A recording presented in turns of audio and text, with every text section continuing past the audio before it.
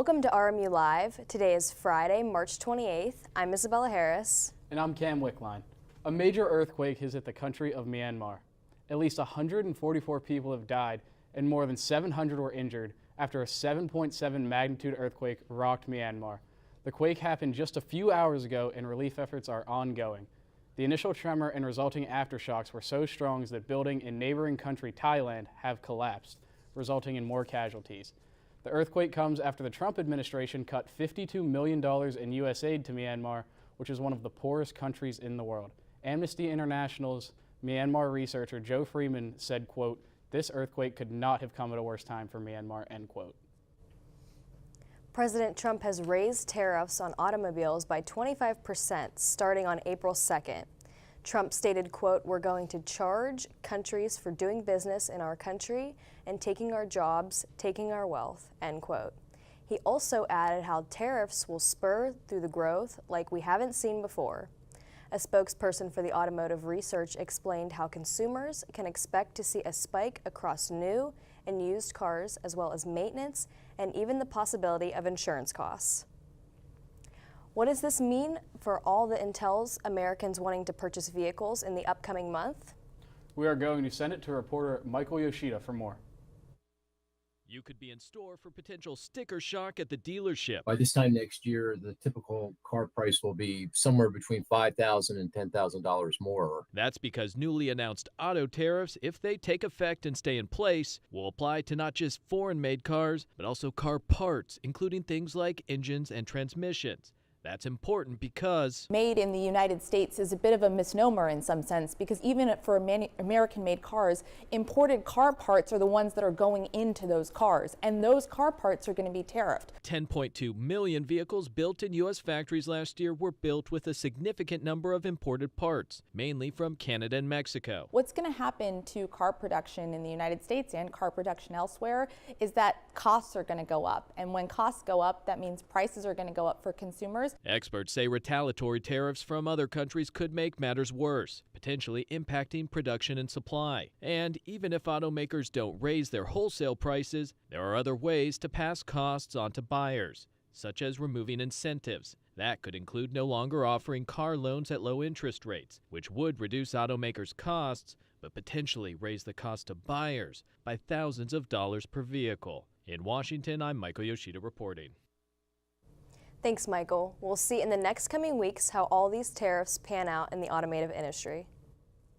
A shortage of bus drivers has forced the Hopewell Area School District to move to a flexible instruction day on Thursday, according to the district website. According to Hopewell Superintendent Dr. Jeff Belts, the district has experimented with moving around school start times, but ultimately could not avoid the decision. Belts said, quote, "While we have worked diligently to minimize disruptions throughout the year, today we reached a point beyond what we could absorb," end quote. The district said that drivers are hired and are in the midst of training, and they ask for patience from families. A 19-year-old Philadelphia man is facing multiple charges after luring a 13-year-old girl off of TikTok to his home where he sexually assaulted her. The young girl's mom went to Greensburg police to report that her daughter had gone missing. They then pinged her phone to the man's apartment. The mother and daughter were later reunited, and Angel Lopez is currently being held at Westmoreland County Jail without bond at this time. The mom urged all parents of teen girls to keep an eye on their close social media accounts following the incident. Elon Musk has been receiving backlash for his role in the Trump administration. As a result, people have taken action against Musk's car company, Tesla. Cheryl Hubbard has the story. Las Vegas Metro Police arrested 36-year-old Paul Kim Wednesday and charged him with multiple felonies, including arson, destruction of property, unlawful possession of an explosive device, and firearms charges. He proceeded to shoot into each vehicle and used a Molotov cocktail to set the vehicles on fire. Police are calling the fire set at a Las Vegas Tesla collision center a, quote, targeted attack. 5 vehicles were damaged, according to police. Upon shooting the cameras, the suspect proceeded to the front doors of the Tesla, and he began spray painting the words "resist" across the doors. The arrest comes amid backlash against Tesla and its chief, Elon Musk, for his role in dismantling federal agencies, slashing budgets and jobs. Nationwide, Tesla takedown demonstrations have been calling on car owners to sell their Teslas and investors to dump Tesla stock. In D.C., police are looking for 2 people they accuse of defacing Teslas. Authorities in Austin, Texas are investigating multiple incendiary devices found at a Tesla showroom Monday. This week, the FBI launched a task force to investigate attacks against Tesla. The FBI director calls the attacks domestic terrorism. There's nothing courageous or noble about firebombing private property and terrorizing your local community. The self-righteous mob that's cheering you on today to commit acts of violence on their behalf will leave you high and dry and forget about you tomorrow. I'm Sherelle Hubbard reporting. Thanks, Cheryl. Be sure to keep an eye on Teslas and how this story continues. A man is dead after crashing his moped on the Bloomfield Bridge in Polish Hill on Thursday. Police stated that the 60-year-old man was traveling early in the morning and lost control, instructing in the center of the Jersey barrier, where he was later thrown inbound lanes. Further investigation is still going regarding this horrific incident. It may be spring, but don't tell the weather that. The cold has yet to break, but we're hoping that changes soon. Now over to Brett McGulick for more. Thank you guys, and happy Friday. It has been a cold one here today, or it has been a warm one here today, but it's been a little bit rainy as we can see here. Let's see what is going on here for the rest of the day. Around 3 p.m. right after the show wraps, it's going to be still a little bit rainy with some showers, and is going to be around 60 degrees. Moving over to 6 o'clock, it is going to be about the same. Still some showers, increasing up to 61. And whenever we get into the night, it's going to be about 59 degrees and cloudy. So it is going to be pretty warm today. It is shorts weather, but you may need a raincoat to go over those. And you can see today is full on forecast. Still pretty warm, around 62 with a low of 58, 59% chance of humidity, but that high percentage chance of precipitation is going to bring those raincoats out. That's all I have for you for today's forecast. Come back later to see more about what's going to go on for next week. Thank you, Brett. I'll be sure to grab my raincoat before I leave today. Coming up next, a local teen was accused of stealing Giant Eagle gas perks through the dark web. And a severe security breach on the Signal app exposed the Trump administration's text. Stay tuned, and we'll be right back here on RMU Live. Bring it.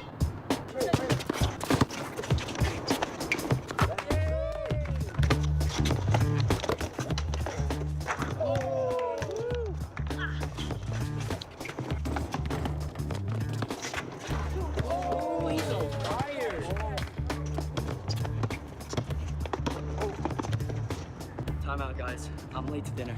My mom's gonna kill me. Catch you guys later. Mom wants us home. Okay. Bye, guys. You guys need a ride? Sure. Yeah. All right. How about some one-on-one? I gotta go eat, man. Sorry, I'll see you later.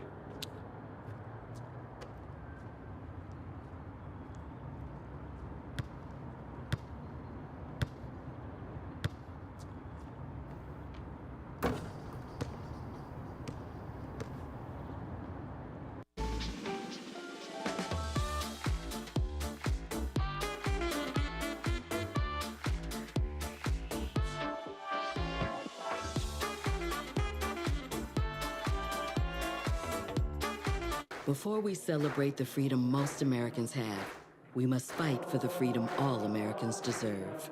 Because all lives can't matter until Black lives matter. When I was your age, I was just like you, fascinated by stars.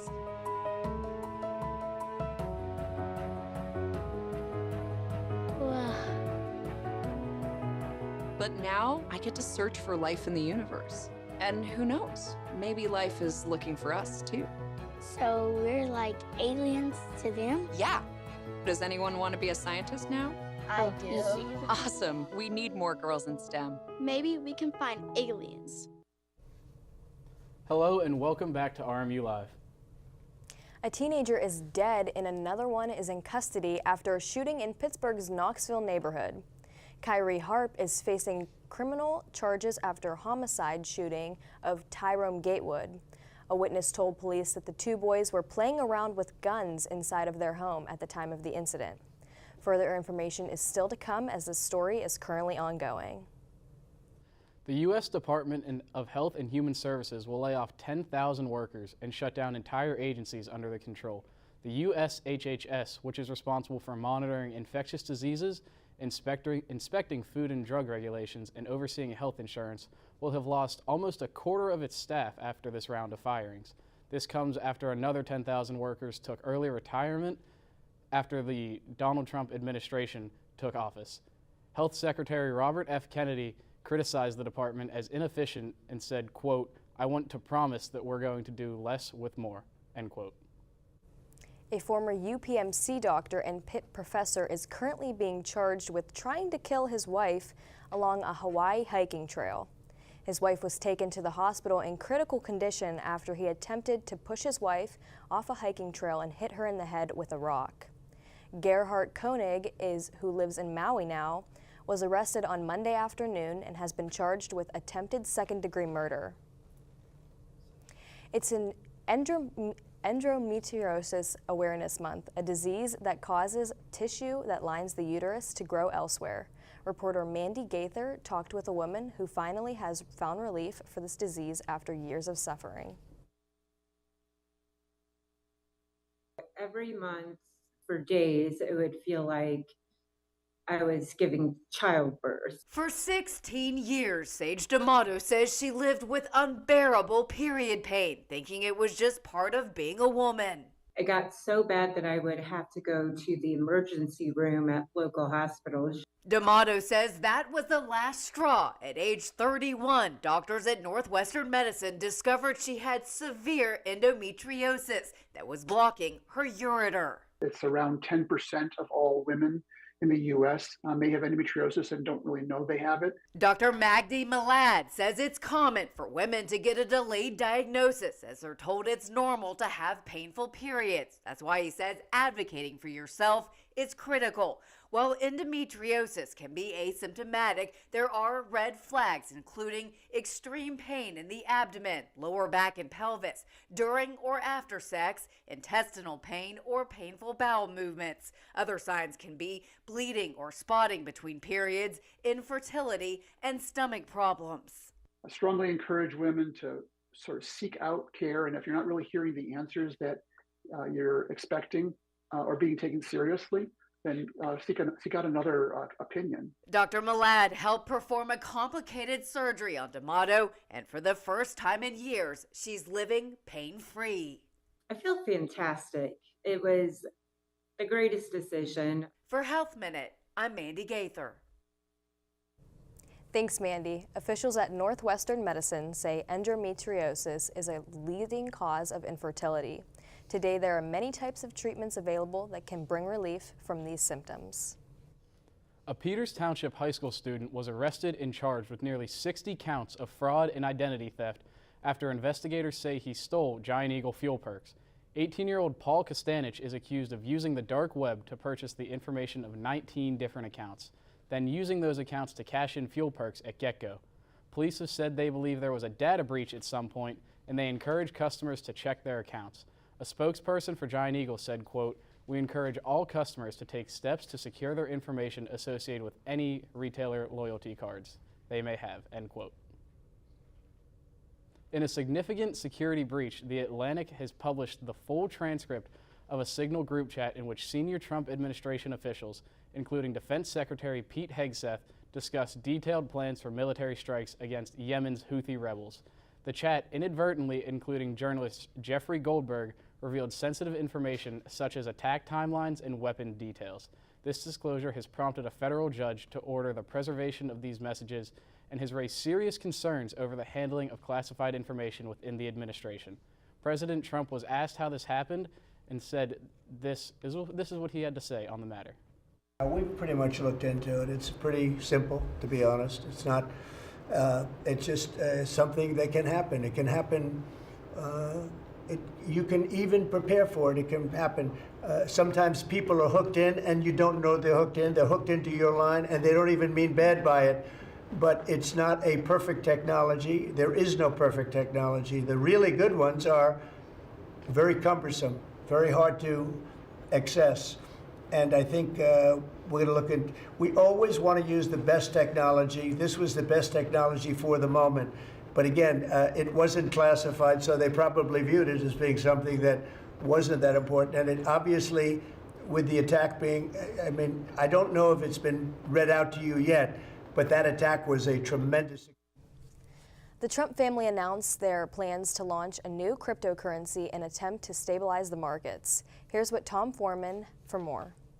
I think it's the future of our financial systems, and I want to make sure that's domiciled in America, done by Americans. There was Donald Trump Jr. crowing about Trump family plans to sell a new crypto coin called a stable coin for its steady value linked to another currency, like the U.S. dollar. It will be offered by World Liberty Financial, a company which was started by the Trumps last September and is also linked to Steve Witkoff, a close Trump advisor whose most recent overseas trip included a meeting with Russian President Vladimir Putin. Here is Witkoff's son, Zach, co-founder of World Liberty Financial. We view stablecoins as an integral part of not only crypto, but the entire financial ecosystem. Crypto backers pushed tens of millions into Donald Trump's re-election amid his promises to aggressively help their industry. We will ensure that the future of crypto and the future of Bitcoin will be made in America. Jeff John Roberts covers crypto for Fortune. It's a chance for the industry to put its best foot forward and show some technology,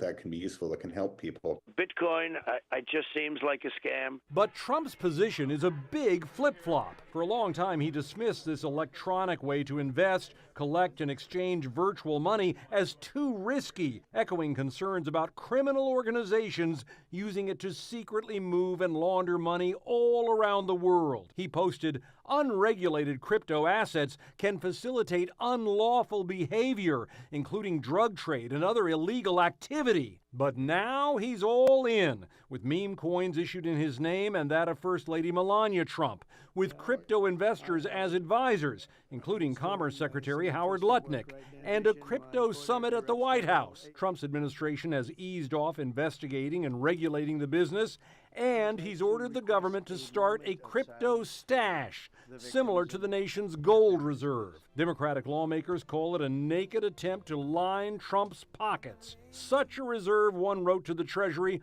provides no discernible benefit to the American people, but would significantly enrich the president and his donors. Even some crypto fans are squirming at the potential for a conflict of interest that could be worth billions to the incumbent president. They're very happy Trump came in and they want sort of, a fair playing field for crypto, but the optics of some of this just don't look very good. Thanks, Tom. With the cryptocurrency being an increasingly important financial market, that will sure be a story to watch. A former treasurer is accused of stealing over $140,000 from a local youth baseball and softball league. Carla O'Brien of Indiana Township served as a treasurer for 5 years from 2019 to 2024. She is facing charges of theft by unlawful taking of misapplication and entrust property, receiving stolen property, and access device fraud. She is scheduled to appear in court for a preliminary hearing at the end of April. A man in Stamford, Connecticut is accused of stealing more than $28 million from the Mars Candy Company over the course of the last decade. Paul Steed is charged with 7 counts of wire fraud and 2 counts of tax evasion. Steed pleaded not guilty in a federal court on Wednesday, but he will remain detained until trial as he has been deemed a flight risk. The government has seized $18 million from Steed, but millions still remain unaccounted for. For all your campus news, sports, art, entertainment, check out centurymedia.com. We have all the latest updates and more. RMU men's basketball team. Key players hit the transfer portal. And spring weather is ramping up with our rain in our forecast. More after this break. Every day, millions of people are connecting. And even though we're overcoming obstacles, watching each other's backs, and banding together, we should still make an effort. We should still make an effort to get to know each other on a deeper level. Father, cosplayer, mentor, actor. It's time we take a step forward. It's time we take a step forward. Come together and discover how accepting our differences can make us stronger.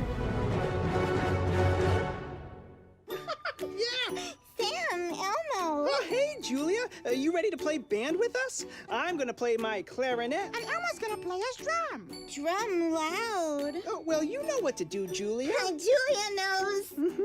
With Julia's autism, loud sounds can be too much. But she still loves to make music.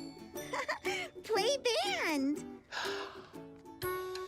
Early screening for autism can make a lifetime of difference. Find out more at screenforautism.org.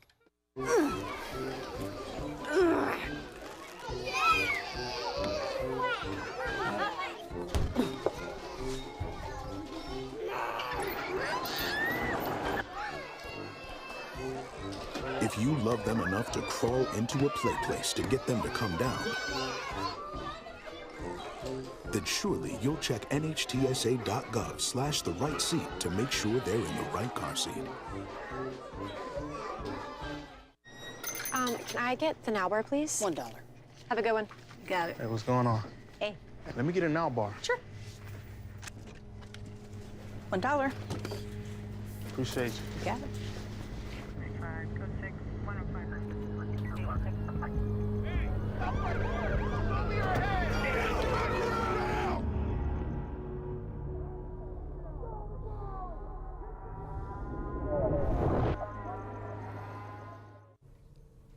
Welcome back to RMU Live. From March Madness to dominance on the diamond, it's been a busy week in RMU sports. Now over to Josh Woodman for more. Thank you, guys. It may have been spring break for students and staff, but the biggest game for RMU this year took place last Friday when men's basketball traveled just a couple hours away to Cleveland for their NCAA first-round matchup against Alabama. The 15th-seeded Colonials were facing an uphill battle against the second seed and top-scoring team in the country. Even backed by a 25-point performance by the hometown kid, Amarian Dickerson, the Colonials would fall to the Crimson Tide by a score of 90-81. The game drew a large crowd in support for the Horizon League champs, and even though the result didn't go the way of the Colonials, Andy Toole attributed the experience to unlike any other in his career, even going as far as to say this was the greatest RMU basketball team in history. What is clear is the team will look far different going into next season, as the Horizon League Player of the Year, Alvaro Fulgaris, and the Defensive Player of the Year, Amarian Dickerson, have entered the transfer portal. Joining them also are Joshua Jaffo, Cam Woods, and Tala San Linnell, and Justice Williams. With half of RMU's championship team set to be leaving, it'll be interesting to see how Coach Toole and his staff rebound off the successful year and pivot into next. Moving on from one dominant Colonial team to the next, softball has been on an absolute tear as of late, winning their last 8 games. After sweeping Green Bay by an aggregate score of 16-7 over the course of 3 games, the Colonials traveled to Ohio to take on Kent State. They took care of the Golden Eagles by a score of 12-4. The offensive output has been amazing this season for RMU, with so many contributors to why the Colonials have been putting up large scores over their opponents. But their defense, and more specifically their pitching, has been throwing out of this world. So much so that Madison DeVault won Horizon League Pitcher of the Week last week for her performances against Green Bay, where she averaged a .58 ERA and got 20 strikeouts in her 2 wins. Colonials now sit at a conference record of 5-1 and will look to keep their winning streak going against IUND this Saturday in Indianapolis.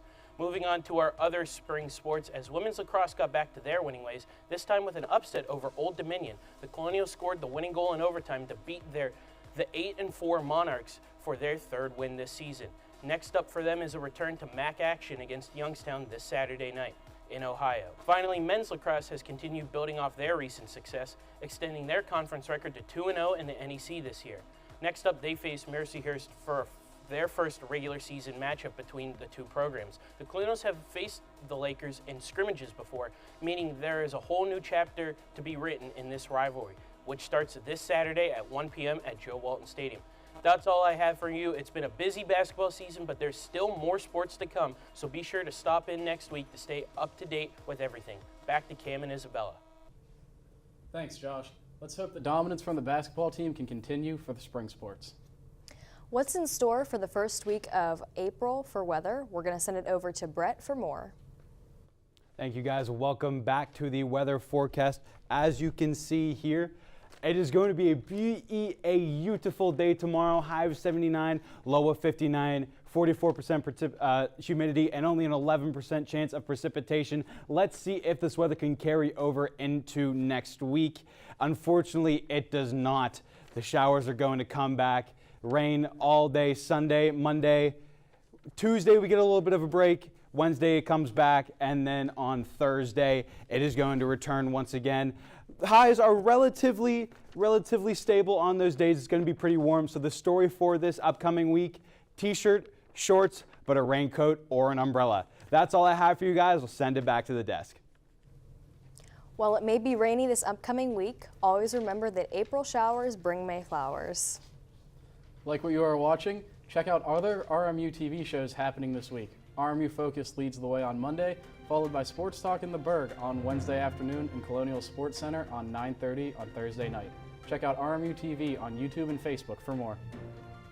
Sidney Crosby has passed Wayne Gretzky's record on Thursday. Don't go away, we'll be back in just a short minute. When I first saw a turtle, my heart was full. Now anything but lonely. We had this deep connection, this heart connection. He just wants to be close to you and part of your life. Every day with Turtle is a perfect day. When I'm holding her, it makes me feel calmer. I think everything he does shows how much he loves us. When we adopt a shelter pet, we discover they're a little bit of a lot of things. But they're all pure love. If I could go back and change it all, I would. I think I'm gonna miss you the most. I'm sorry. I'm so sorry. I'm so sorry. Or maybe it's just the little moments. If I could go back and change it all. If I could go back, I would. But I can't.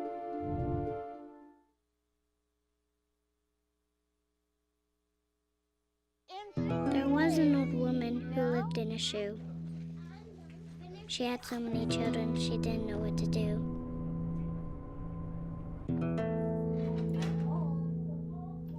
She gave them some broth without any bread and kissed them all soundly and put them to bed. Hunger is a story we can end. End it at feedingamerica.org.